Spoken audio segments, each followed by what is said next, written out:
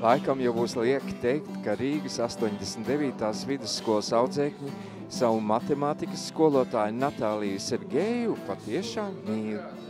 Viņi saka, ka ejot uz matemātikas stundām pie skolotājas Natālijas, ir sajūta, ka sagaida kaut kas interesants.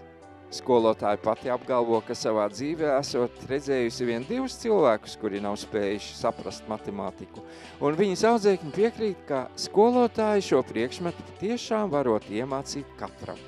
Viņi saka šādi: mēs ar pārliecību varam teikt, ka ja jums nepatīk matemātika, tad jūs to neesat mācījušies kopā ar skolotāju Sergeju, un piekritīsit, ka labāku vērtējumu iedomāties grūti.